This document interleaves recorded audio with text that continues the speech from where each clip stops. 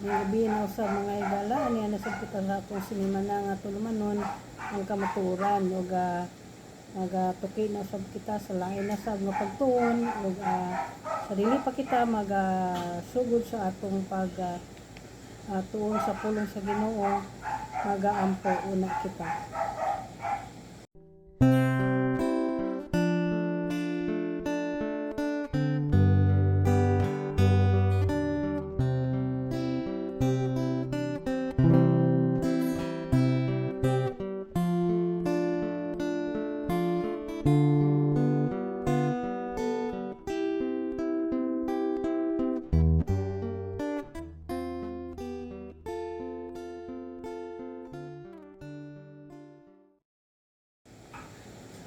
Ang atong pagtuon karon atong pagatutuluhan og the third temple.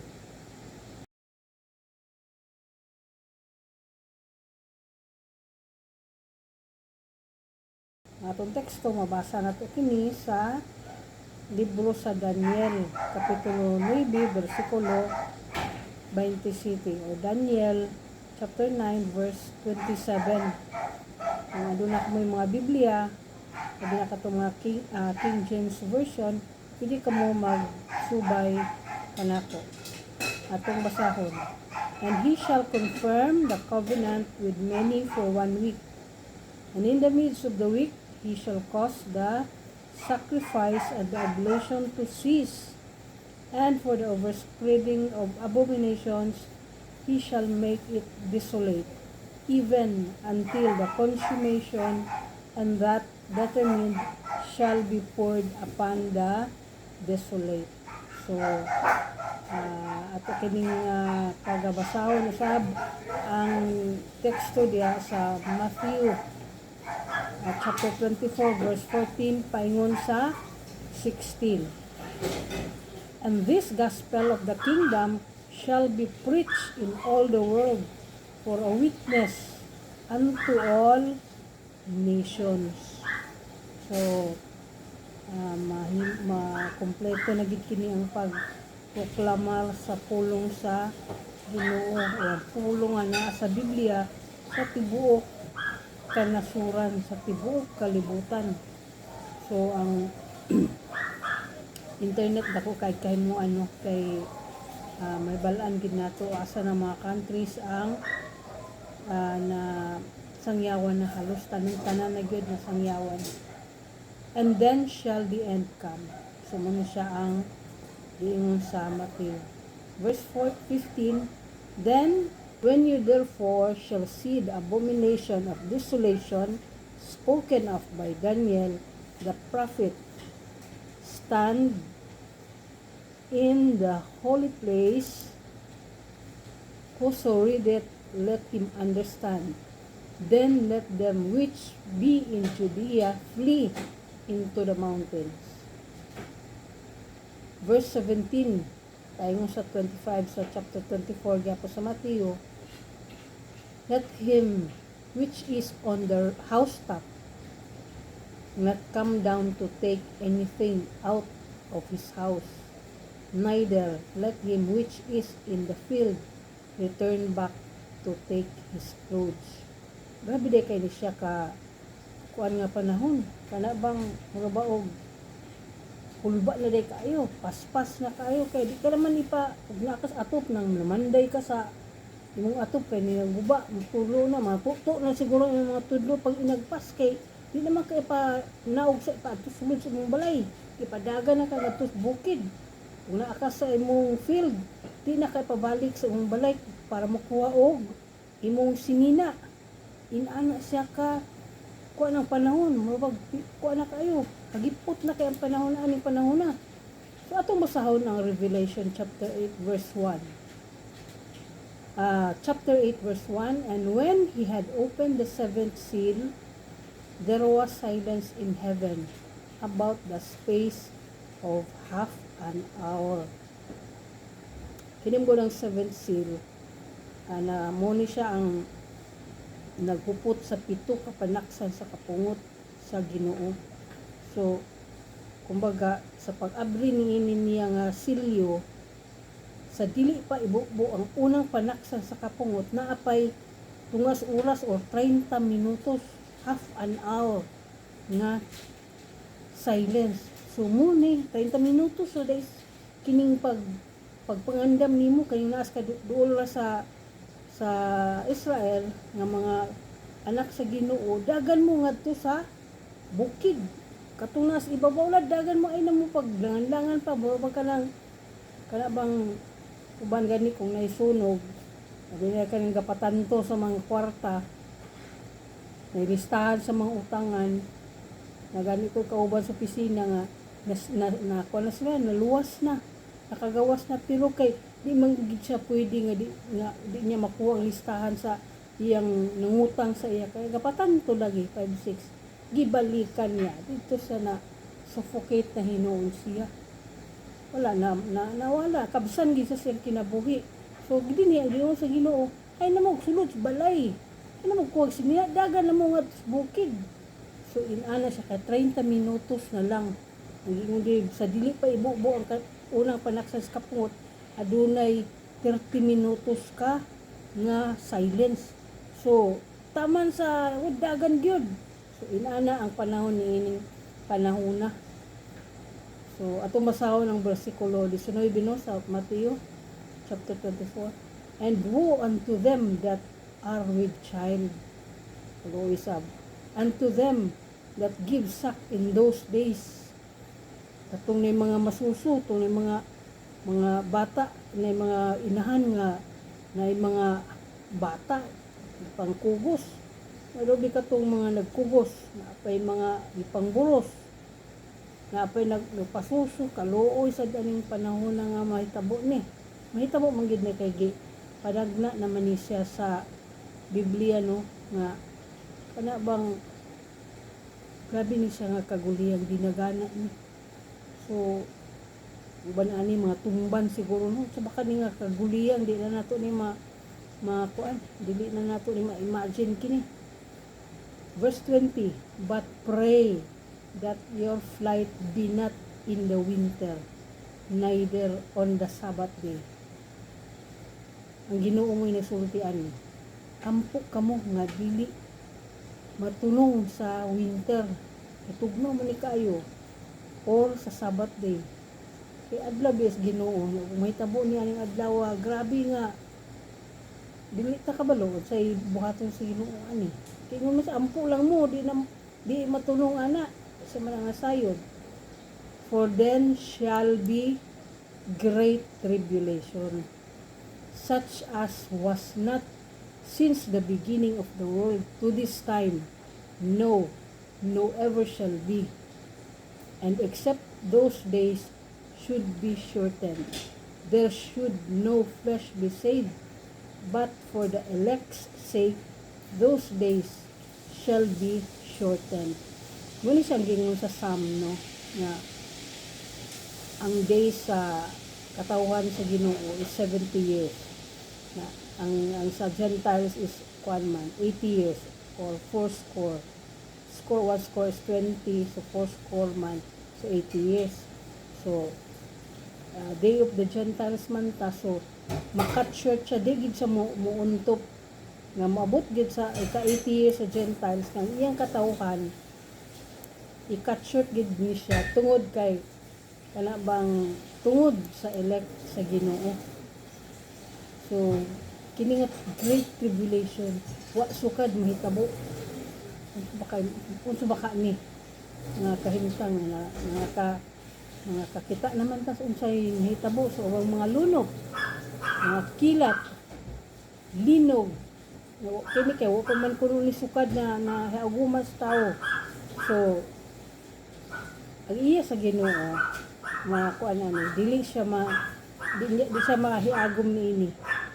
So wala sukad ma-experience sa tao.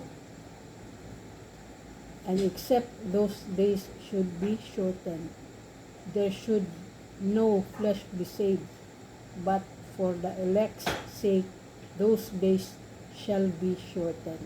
So katong gipili sa Ginoo, tungod sa iyang gipili, iyang i-cut short ang ang panahon para lang masalbar ang iyang gipili. Okay, verse 23. Then if any man shall say unto you, Lo, here is Christ, or there, believe it not.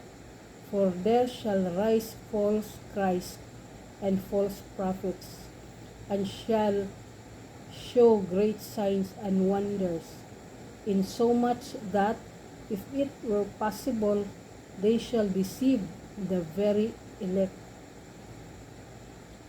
Daghan naman ni sila. Daghan na ni sila ang gaingon nga sila si Christ. Napay ato gani sa Pilipinas, anak mo gid gay ipili gid siya. Appointed son gid siya. Dili na ta matingala niini. Apan ang iyang katawhan sa Ginoo naa sad sila ila. Naa sila Misaya daw kuno. Na nakita man ko sa video, batan-on pa. Ilang gi monitor ang kinabuhi ani nga batan-on, siguro mga 30 ang edad ani niya batan-on. Kuan gid siya, mapakita gid siya, master kay niya ang Bible, pakita siya mga signs and wonders. Na kay Antiochus man, may komentaryo din ko dito. Dili na perfect ang iyang eyesight di kay nganong ga-eyeglass man siya, di mo siya pakabasa kung wenti para. Sumuday ni ilang Misaya. So na ilad gayud sila na gi kuan naman ni daan. Unsa ni? Gi pahimagno ng mga nga mismo ang katawan sa Ginoo kuan gayud ma-deceive gayud. Verse 25, Behold, I have told you before. So nagpasidaan na daan ang Ginoo sa una pa lang, sa iya pang panahon na siya iya na kaningi pahibalo ng daan. So ito ako nakita nga kuan sikat kay kato siya no, kan rabay ang nag-recommend sa lain mo sa ila kay ang ilang pinaka talahuron nga rabay dito mo recommend, pero nawala naman sa ito nga ilang yung video daghan siguro ni nagbash adto kay kuan lagi kanabang ang edad mag ila sang ipariya sa kang Jesus Christ kay 30 masabto yung edad, pero mula gina kanabang tao ra gayud siya na alay man ang atong Ginoong Hesukristo kay Dios man siya, kato tao ra man kato nga ang vision kalandogon kayo kay di man paka no kung way antipara. So daghan gayud ang mo kailang nga siya mao kini. So dili na to kana katingala tungod kay kini nga gi pahimagno sa Ginoo kanato, daghan nang gaka hitabo. Daghan nang ganito'y pastor gani nga nagkuha sa TV nga ni kuan gid siya, nilakaw gid siya sa kuan sa kanang dagat, pakita gini nga di gid kuno siya muunlod kay wala gid alam sa unta makiniunlod man gid sa hinuon. So kana bang daghan kaayo gagamiton ang ngalan ni Jesus Christ aron sila musikat, aron sila famous gayud. Yang ato diri kay appointed son man, pero sa baning appointed son nagtago naman hinuon, galakpunon man sa balaod, grabe man kaayo kini nga kaulawon, pero mo kana lagi nagpahibalo na daan ang Ginoo nga mahitabo gayud kini siya sa umalabot nga adlaw. So dili nato kani katingala tungod kay mismo ang atong Ginoo nagpasidaan na siyang daan. Okay, atong basahon ang 2 Thessalonians chapter 2 verse 3 paingon sa 4. Let no man deceive you by any means, for that day shall not come except there come a falling away first. So muna gitawag og apostasy. And that man of sin be revealed, the son of perdition. who opposeth and exalteth himself above all that is called God, or that is worship, so that he as God seated in the temple of God, showing himself that he is God. So, ang imong pahimagno dili ayaw mo kailad kay di pag gini mahitabo ang pagbalik sa Ginoo, dili pagid kini siya mahitabo kung dili pa mo take place ang pag-apostatize or ang pag falling away from the faith in Christ. Bang ang tao bitaw mo paano siya mubiya lang silang pagtuo tungod kay daghang mga rason sa niini kana bang sinugdanan pa lang wala sila pundasyon sa pagtuo diya sa Ginoo. Makita nato nakita nato sa itong mga video sa una itong nagparade ang dito sa Brazil nga imbis ang Ginoo ang ilang pasidunggan na lain naman hinuon ang sa tagapikas naman hinuon ulba nginig kay nga mga costume ang ilang ipangsulob kay grabe nga pasudungog sa kaaway. Ano pa to pagka umana gi punish gid sila sa Ginoo. Bisan katong sa California nga nahitabo, grabe nga pagmakmak nila, pagbugal-bugal nila sa Ginoo. Pagkaugma gipatilaw dahil sila sa kapungot sa Ginoo. Daghan konspirasy ng gawas, pero whatever it is, gitugot gito mahitabo sa Ginoo tungod kay ila manggi bugal-bugalan ang Ginoo. So daghan panghitabo mga sikat nga mga artista. Kan kaayo mga grabe nga mga iskandalo, blasphemy. Daghan kaayo nagkuan profess na dili wa sa matuos Ginoo. Kining grupo sa mga LGBTQA, mga kanang plus. Wala nang gi pasidunggan ang buhat sa yawa. San ka ng mga pedophilia, himuan lang mga balaod. So grabe gid siya kaayo nga pagpahilayo diha sa kanang unsay gi-design gayud sa Ginoo.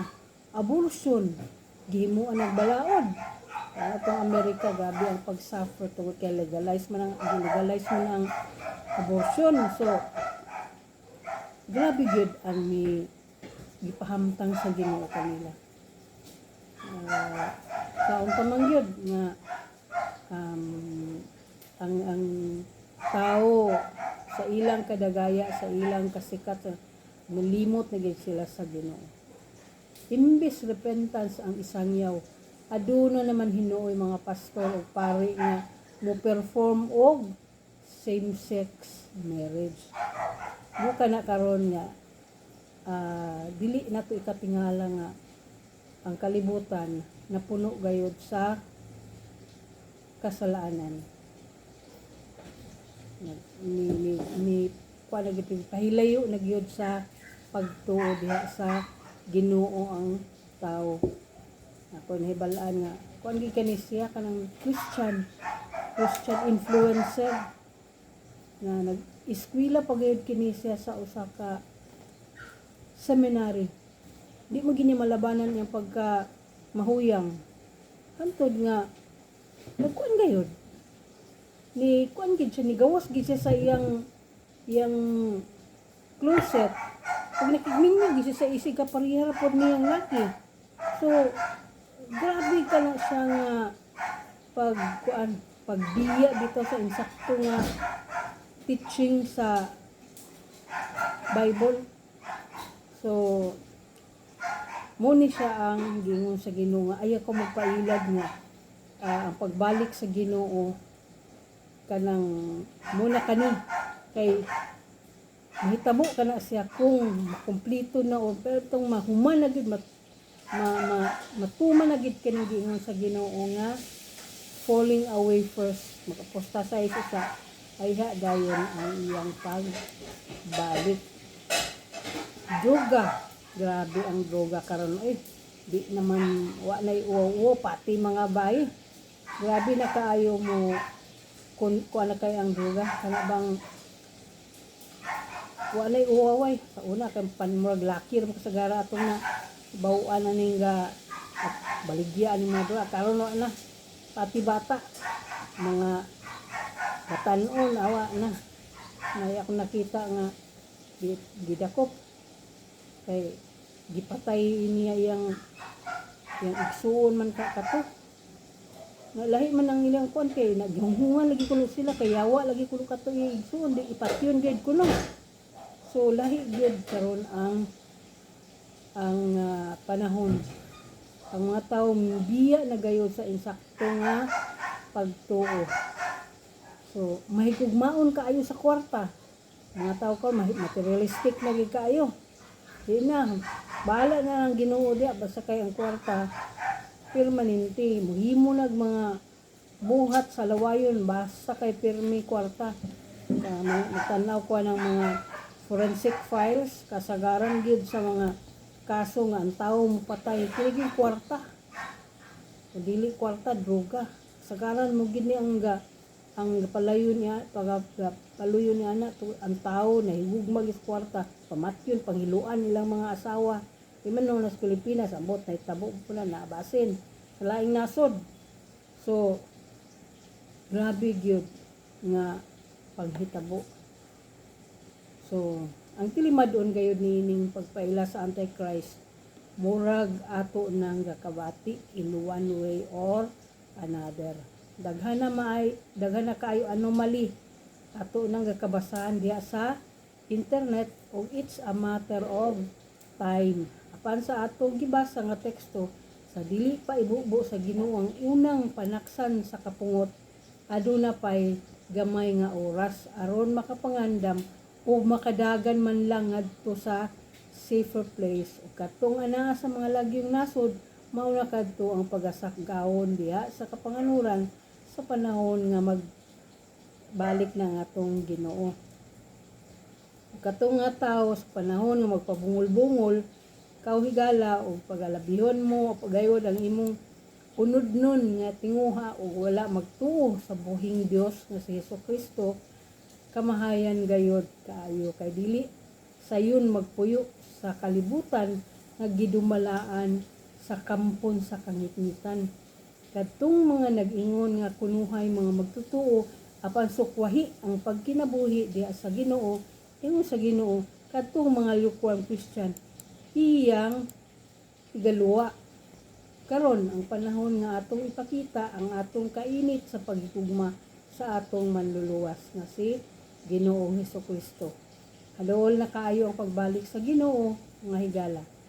Ang propesiya sa third temple nagakahitabo na ug diri nga templo magpaila ang lawless man nga mao ang Antichrist.